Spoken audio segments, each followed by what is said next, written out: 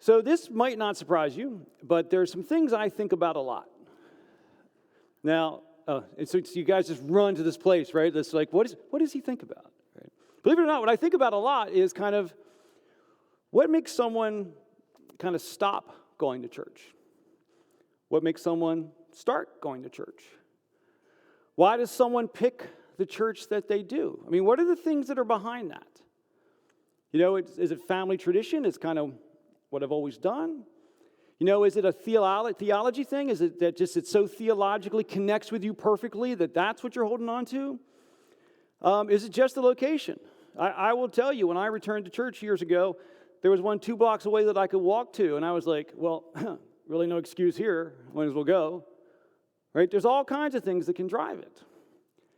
But the thing that's kind of interesting to me is you could take 2 churches that are very similar, theologically very close to one another, very similar to one another. There are similar distances from population centers.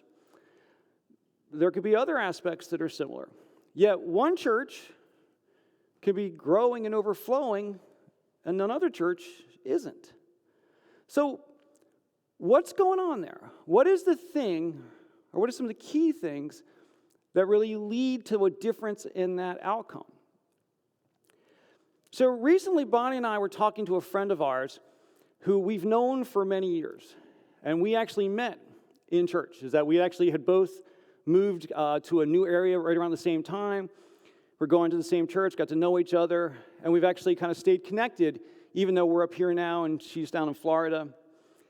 And the thing that was interesting to me is that as we've been talking to her in recent years, she's been feeling kind of disconnected from church.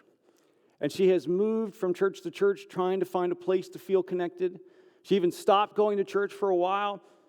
And the thing that's important for me to say to you is that she is someone who is a very faith-filled person. Her Christianity is very important to her. The Christian lifestyle is very important to her. Yet she was having a really hard time feeling connected. You know, so much so that the person who had faithfully gone to church for years stopped. But in these recent years, as we've been talking to her, as time has gone forward, she's began to reconnect.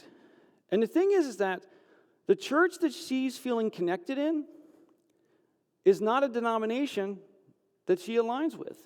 I mean, it's a Christian church, but even theologically, there are a lot of things that she doesn't really agree with.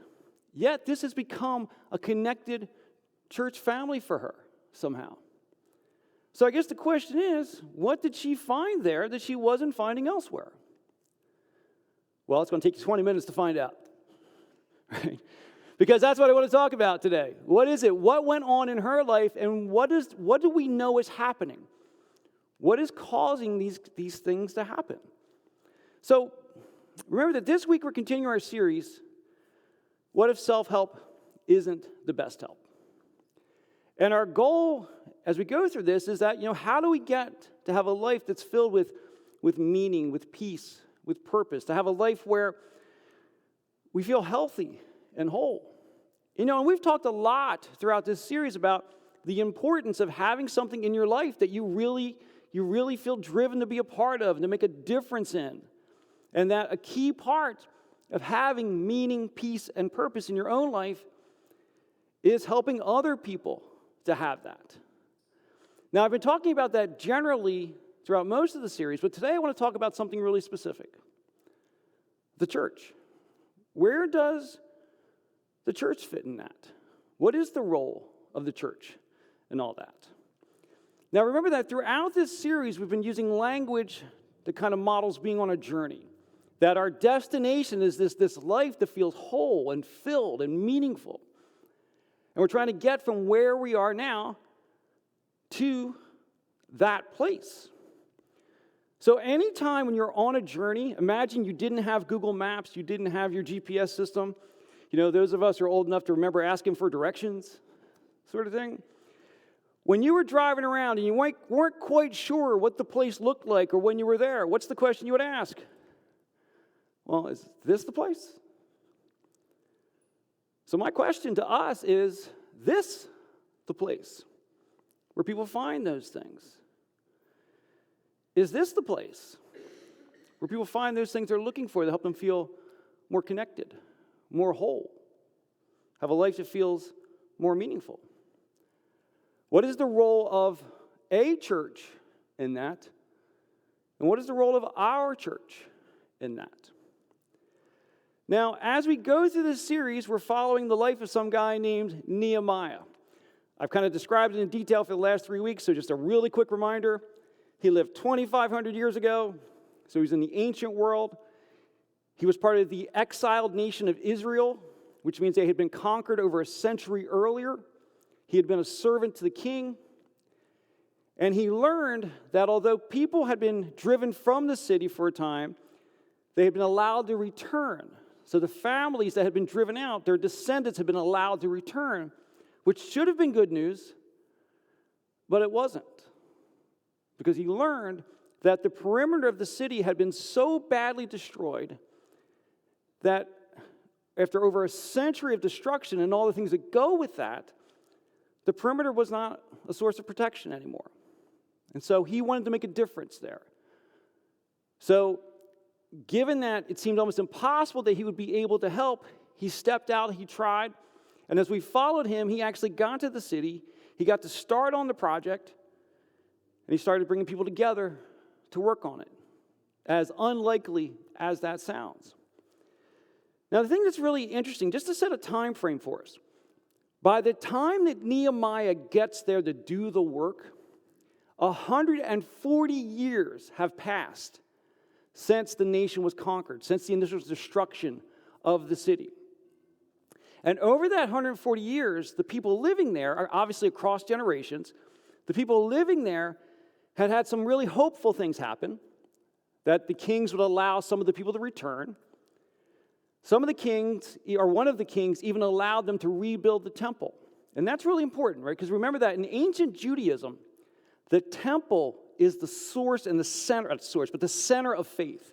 That their entire faith revolved around the temple. So when that initial temple was destroyed, to them, it's kind of like, where did God even go? That's the sort of thing and sort of pain that they were experiencing.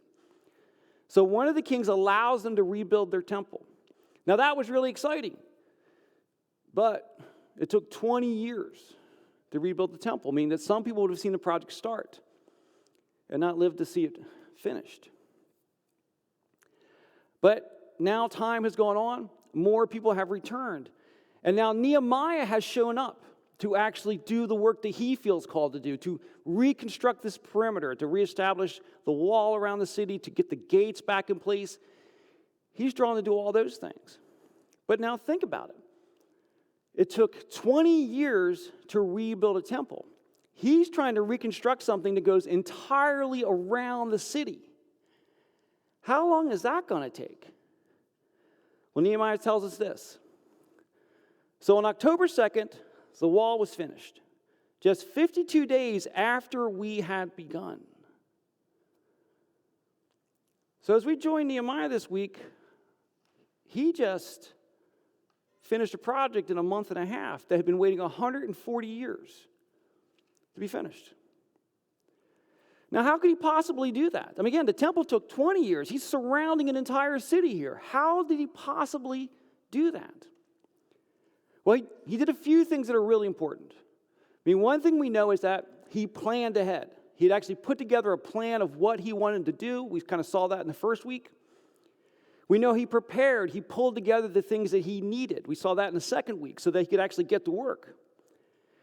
And last week we saw that he did something really important. He stayed focused, which for some of us is the hardest thing of all to do.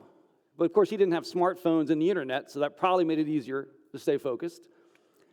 But he did stay focused, and he did have distractions, and he did have people kind of actually working against him, and he had the people that were with him getting tired and frustrated and scared. But remember what he said as things started to try to distract him from the work? He says, I'm doing a great work, and I am unable to come down. Why should the work stop? Well, I come down to you. And in the abstract, that sounds a little bit arrogant, but no, that was just focus. That he knew what was the most important thing.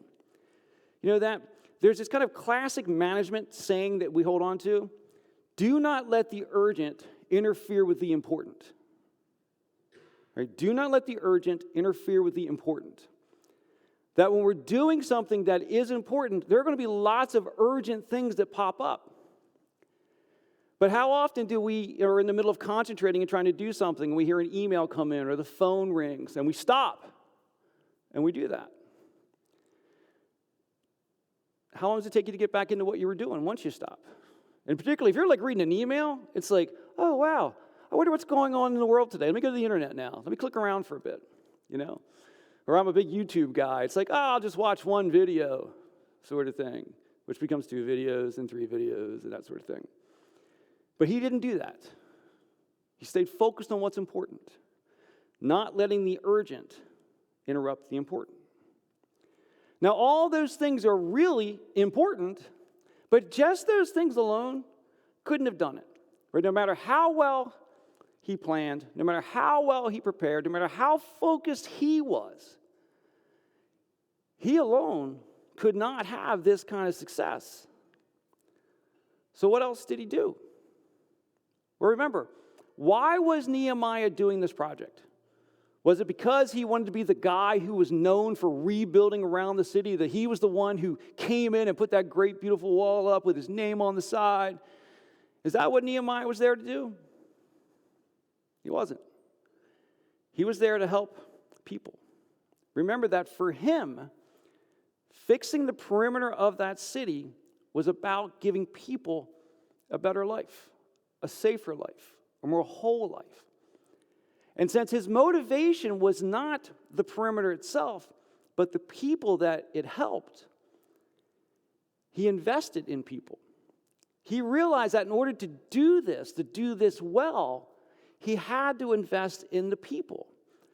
And I would say that the investment in people is the key part of success in anything important that we do. And it was essential in his case.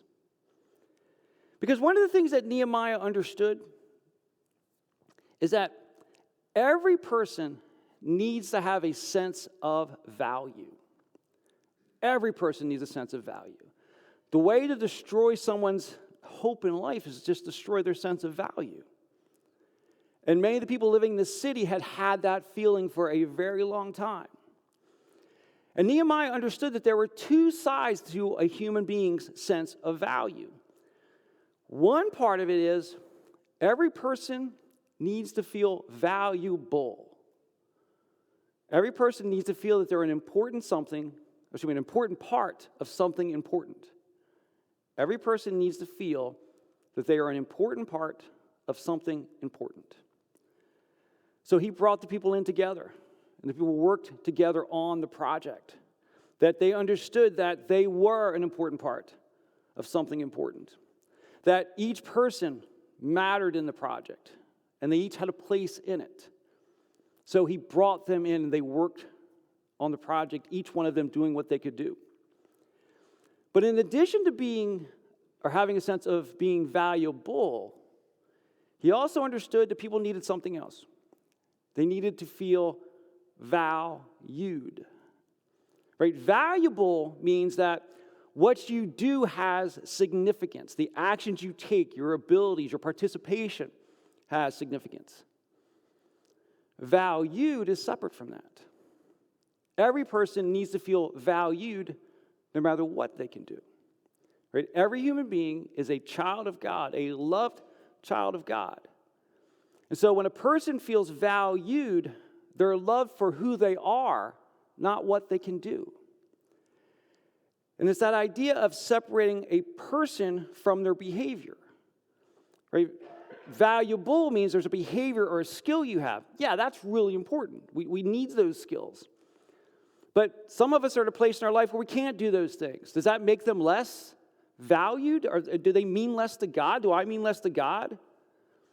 And the answer is no.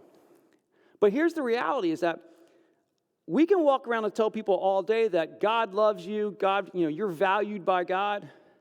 That'll only get you so far. People need to feel it. They need to see it. They need to see it from other people. That we are responsible to bring that into other people's lives. So what Nehemiah did is he focused on those things of helping people to feel valuable and helping people to know that they are valued. And then he brought them all together. These valued, valuable people, he brought them all together into a community where everybody participated as best they could. And he pulled together people of all different levels of capability. Some people were leaders, so they led. Other people were highly skilled craftsmen, so they used whatever their craft was. You know what other people did? They carried stuff. They made food. They did what they could. Some people were soldiers, so they protected people. Everybody did what they could do together as a community. And no matter where they were on the skill or leadership level, they were all valued as one community. And the power of that community was so important for Nehemiah and the work they were doing. Because one of the things that Nehemiah was really good at was encouraging people to stretch themselves, to do a little bit more than comes easily, to do a little bit more than they already know how to do. Now, in order for that to be okay, those people had to feel supported. It had to be okay to go a little too far, and maybe I can't do it by myself. So someone will step in and they'll help me. Or if I fall, someone will catch me. And people would understand that I was going beyond what I can normally do, and we would be together, and that didn't make me less valued. And so he built that they were a community of people who felt valued, not just by God, but by other human beings, and were valuable in the project. And here's the thing is that if we kind of bring this into the present, but the reality is it's true for all of humankind. If we do not feel part of a community, if we do not feel valuable, if we do not feel valued, that leads to a darkness, leads to overconsumption of any number of things. It can lead to isolation. It leads to hopelessness if we don't have those things. And we know, right? All you have to do is read a newspaper. We live in a time where that is an overwhelming reality of the day, where people feel just disconnected. People who really don't even have a sense of what an in-person community even is. That's the time that we live in. And now we could just sit back and say, I don't know what's wrong with these kids. What's their problem? A couple things about that. First of all, they're not all kids. People of all ages who have that issue. I even know people who were very social earlier in their lives and have gotten older and become more isolated. So we need to be part of something that fixes that. It can be, at least, I shouldn't say fixes it. We need to be part of something that helps us find our way to the other side of that. Recognizing that getting to the other side of that is not just a fix. It's a journey. It takes, again, a community, support, people who value you, those sort of things. But what's interesting is that I would be pretty sure that within, I'd say, a mile of this place, there's somebody who's depressed right now. There's somebody sitting home alone who ate cereal for dinner last night and is eating cereal for breakfast this morning, alone, and probably doesn't feel great about it. I'd bet there's more than one.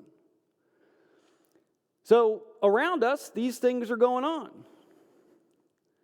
And we would say that, well, we're the church, right? The church, you can find those things here, right? You'll find community here. You'll find a sense of value here.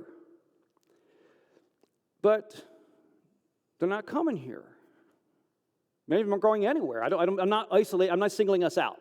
The point is that they're not going anywhere. Why is that?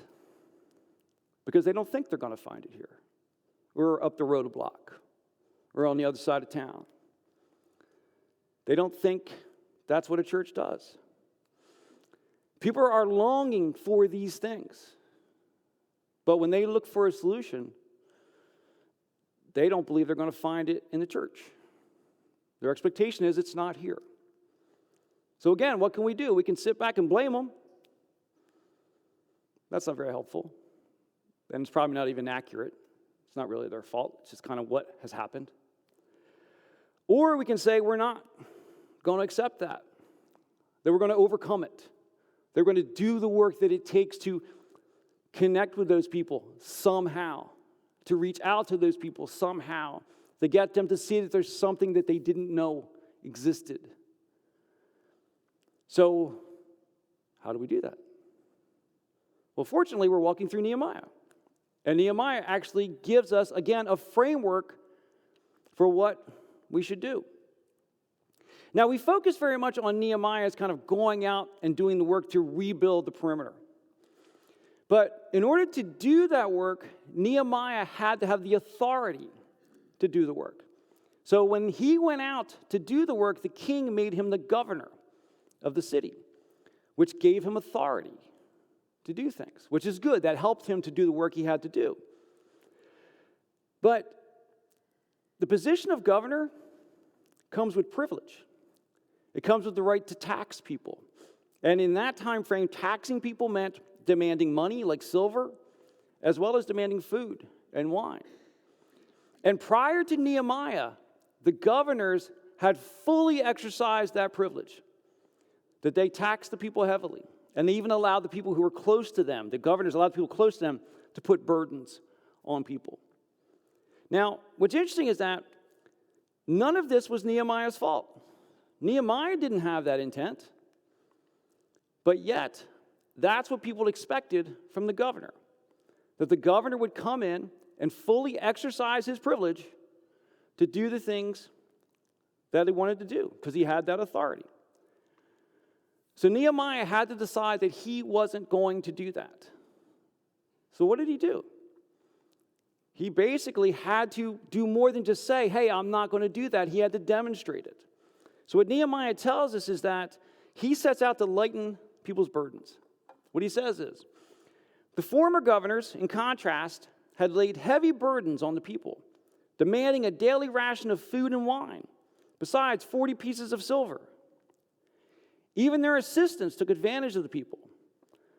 But because I feared God, I did not act that way. So what did Nehemiah do? He showed people that they are the priority, that they are the thing that's important. Basically, he put people ahead of his power, his privilege, even his protocol, the way things are done, so that he could connect with people, so he could reach them, to make a difference in their lives. Here's the key thing he did, is that very often we can get very focused on what we have the right to do. I have the right to do this. Nehemiah had the right to tax people. But he also had a responsibility. He had a responsibility to care for people, to lift people up. And he chose to put his responsibility to reach and care for people, his responsibility to serve people, he put that ahead of his right to tax the people, of his right to sit back and have other people work. Now again, there's no question that many of those people had had bad experiences with governors, and so they had every right not to trust a governor. And again, that wasn't Nehemiah's fault. But he could have just sat back and said, it's not my fault. I'm going to do what the governor gets to do, and whatever the outcome is the outcome. That was one option that he had. Or he could say, people are my priority. And I'm going to give up the things I'm entitled to. I'm going to do things differently than I'm allowed to do them so that I can reach them. And it turns out what we learn from Nehemiah is not only did he not tax the people and not receive the food and wine he was allowed to do, or allowed to receive, he also used his own resources to lighten people's burdens so he could continue to serve the people, to do the work that he felt called to do. And see, the choice that he faced, this choice of, is he as governor going to be able to do whatever he wants to do, whatever he's allowed to do, because whatever problems those people had wasn't his fault, is kind of the same choice that we face. That it's not your fault that people don't expect things from a church. Right? Some people have a very negative view of church. They may have had negative experiences in church. They may have known someone who had negative experiences in church. There's also just a real possibility, in fact, I'd say a likelihood, most people just aren't even thinking about us. They're not thinking about church. Doesn't make them bad people. Just they had a different life experience than we did. And that life experience led them down a path that they don't think about church. That's not your fault. It's not my fault. It's not this church's fault. But a major challenge of the church in North America is it's not our fault, but what are churches doing about it? How are we going to make a difference? What can we do? So we need to decide, just like Nehemiah needed to decide. Are we going to just say that, well, we'll just do what we do what we've always done, and it'll be what it's going to be? Or do we say that I want to do something different? I want to go out and do what it takes to reach people. I want to do what it takes in here to reach people. I want to do what it takes where we can attract people who don't just come from other churches, but people who have never been to a church. And here's kind of the thing. For Nehemiah, he actually had a choice. But if you're a Jesus follower, if you consider yourself a Christian, a Jesus follower, whatever term you like, we don't really get a choice. Because Jesus makes that pretty clear. So I think the answer for us is that we need to think about the sort of things that Nehemiah was doing, this idea of building a community that focuses on people feeling valuable and valued, and even if they've never been part of such a thing. And this idea of of needing to adapt and change and do things differently, even if they're not the sort of things that we necessarily like, this is not a new challenge. In fact, the Apostle Paul actually directly addresses this. So reading a letter he wrote somewhere around the year 50 or 65, somewhere in that window of time. So 20 to 30 years after Jesus. He was writing a letter to a church. The church was located in the city of Corinth. Right? You know it as 1 Corinthians. And one of the things he's talking to the church about, he's talking to them about many things, about how to be a church and what you should do. But one of the areas that he directly addresses is that how do you interact with people who are non-Christians or are kind of what we call a nominal Christian? They're aware of Christianity, but they're just not doing a lot with it, or just not very mature in it. So he talks about what do you do if you want to connect with non-Christians and nominal Christians? What should you do? So Paul says this: "For though I am free from all, I had made myself a servant to all, that I might win more of them." So what he's saying here is that if you're someone who is a mature Christian, if I'm someone who's a mature Christian, for fairness, the word mature is rarely applied to me. Right? But if you are a mature Christian, what Paul says is that we need to think less about what we deserve and what we're allowed to have.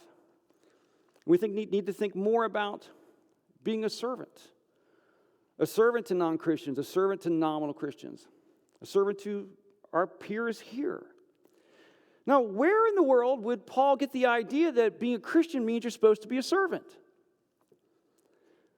Well, Jesus, the one who had infinite entitlement, became a servant to all, to people of his time, people of our time. So Paul's saying that's what Jesus did, so that's what he's going to do. And he says to that church that he's writing to 2,000 years ago and to us today that we need to think about our responsibility to reach people above our right to have exactly what we want. That sounds so scary when I say it out loud. It's not horrible. Don't worry, it sounds scary when I say it. But the idea is that we are called to be a servant, and we do need to be willing to let go of our favorite things. That if we want to see these pews begin to fill, if we want children being here to be more than an anomaly at times, we need to do things differently. I don't mean burn the place down, but I do mean that we have to adjust things. That what a child needs to be more important than what we want. What a young family needs to be more important than what we want. Because that is our responsibility. That is what we are called to do. And Paul really reinforces this again because he continues in that same letter. And he says, Just as I try to please everyone in everything I do, not seeking my own advantage, but the advantage of many, that they may be saved. Paul is saying that we need to be willing to adapt. That was one of the challenges that young church had 2,000 years ago, that they weren't willing to adapt, which sounds kind of funny to us, right? Because it's like, what did they have to adapt to?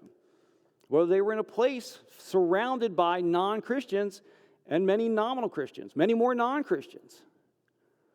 And why did the first 300 years, in 300 years, the Christian church went from 12 people to a few hundred to being one of the largest religions in the world?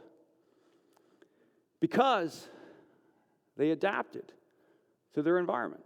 They adapted to the needs of the people around them. That the people who were mature in the faith were willing to reach out and create an environment that connected with people who were not that.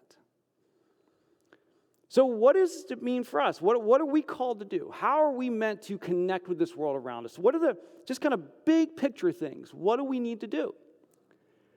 Well, we need to do the same sort of thing, the same sort of thing that Nehemiah did when he was connecting to the people that he was serving, which is the same sort of thing that the Apostle Paul describes. That we as the church, first of all, need to be a place where people find community, right? That we need to be a place, of course, where people come together. But when they come together, they feel connected, quickly feel connected. You know, there's this old joke, right? I moved to New Hampshire in the year 2000, so I've been here for 24 years. Actually, this month, 24 years. I'm still considered a newbie, right? Because in New Hampshire, if you weren't born here, well, good luck. Maybe your grandkids will kind of be native, sort of thing, right? Right, and obviously none of us think that way here about church. But it's more than not thinking that way. I mean, it's important that we don't think that way. That would be really hard to overcome. But I think we're all welcoming to people emotionally. I mean, we want folks here. But just like God loving you should be enough to know you're loved, it's not. We need people to show us that we're loved. That we need to kind of really go out of our way to create that sense of community. In addition to that, people need to feel valuable, right? People need to feel that they're an important part of something important. That people need to feel that they're part of something bigger than themselves. Right? That is a critical part of human existence. That one of the biggest emptinesses we can have in life is to feel like we're just working for ourselves or for our own little pod. But when we're part of something bigger than ourselves, it becomes life-changing connection somehow. So this needs to be a place where people come to and get to be a part of something bigger than themselves. And then finally, people need to feel valued. Right? Being valuable, again, is about the things that you can do. And we want to be valuable to use the abilities we have, whether we're highly skilled or lesser skilled. You know, like I couldn't feel less skilled when we were dealing with that heater. Like literally, you could have sent my cats in and they would have done as well with that heater as I did, sort of thing, right? But I still feel valuable sometimes, you know, right? The point is that we all have different skills, so that's where valuable comes in. But valued is different than that. Value is you're important because you're you. You are important to God, so you're important to me. And God put me on this earth to demonstrate to you how important you are to Him. That we so often think that the way we prove our love for God is being super religious. No. The way we prove our love for God, or I shouldn't say prove, the way we demonstrate our love for God is by loving other people. I don't love this analogy, but it's kind of cool. That, you know, if you want to connect to God, you connect to other people. You want to share your love for God, you share your love for other people. The symbol of the cross is about more than crucifixion. It's about the fact as the family of God, we connect to those around us, and that connects us to the one above us. And so the way that we grow, the way that we transform things, the way that we become transformed is by prioritizing those sort of things. So back to Bonnie's and my friend. Why did she suddenly go to this church that she does not align with theologically? She certainly doesn't align with denominationally. Again, it was a Christian church, so it's not like she went into another direction. But fundamentally, the theology is not what she has believed most of her life. Well, because she was feeling disconnected, as I talked about, and they had an opportunity for her to actually volunteer. It was part of a big project. And so as she got involved as a volunteer, she started to feel valued. Valuable. Started to feel valuable. She was doing something that was bigger than herself. And here's the thing. When she first encountered the people who ran that program that she became a part of, she told them, I don't align with this church. I don't really connect with this theology. And they said, you know what they said? Not in so many words, but you don't have to believe to belong. You can belong here by just being with us. And she began to serve. And she felt more valuable. And the people came around her. And she became part of that community. And as she became part of the community, she got to know the people got to know her, and she started to see the love of God in her life. And she started to feel valued. Right? We all need these three things, right? Community, being valuable, being valued. They don't always come in the same order. But wholeness in life is by having those three things in your life. Those are the things that help people to connect to God. Because our friend, by starting with simply doing little more than carrying boxes, she is now going to church there every Sunday. She's volunteering there 1 to 2 times a week. She's in a community group now. She is connected all the way through because she found a place to be part of something bigger than herself. And so as we look forward, as we plan ahead, as we start to enter this next stage of what we're doing, we need to be thinking about those three things. And we need to be thinking about this example that Nehemiah gives us, that Paul describes. That, you guys have been here for years. Some of you have been here for decades. You know what? You have every right to just do what you want. You've earned it. But Jesus tells us we have a responsibility to let go of those rights and change the things we do so that we can do the work we're called to do. My prayer for each of us is that we can do that enthusiastically and energetically. I don't want to be peeling people's fingers off the back of the pews as we do things. Right? I want us to go along happily together because I'll tell you the reward is worth it.